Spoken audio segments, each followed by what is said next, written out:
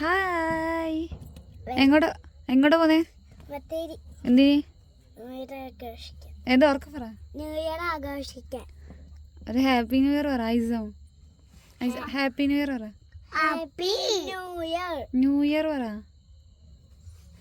ഇല്ല. ഹലോ.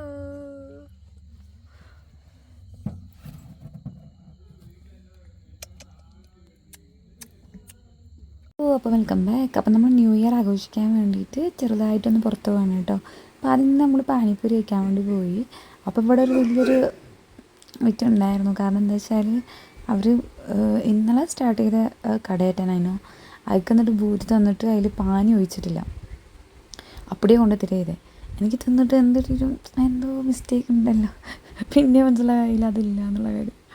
മക്കൾക്കൊന്നും തിന്നാൻ വെച്ചിട്ടുണ്ടായിരുന്നില്ല, ഇക്കാക്കും മനസ്സിലായിട്ടുണ്ടായിരുന്നില്ല, പക്ഷെ എനിക്ക് മനസ്സിലായി ഗൈസ്. അങ്ങനെ ഒരു പാനിയൊക്കെ കൊണ്ട് തന്നു. പിന്നെ ഗോബി മഞ്ചൂരി ഓർഡർ ചെയ്തു, അതും കഴിച്ചു. പിന്നെ ഞങ്ങൾ അവിടെ നിന്ന് ഞങ്ങൾ ഫുഡ് കഴിക്കാൻ വേണ്ടി തട്ടുകടയിലേക്കാണ് പോയത്. അതൊക്കെ ബില്ല് കൊടുക്കുന്ന നേരം കുറച്ചൊന്നും എന്നൊക്കെ പറഞ്ഞ് ഞങ്ങളവിടെ ഇരുന്നു.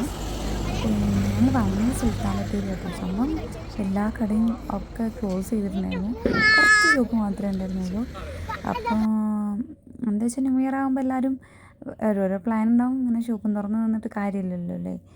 അങ്ങനെ ഇതാണ് നമ്മുടെ സ്വന്തം ഫേമസ് ബേക്കറി.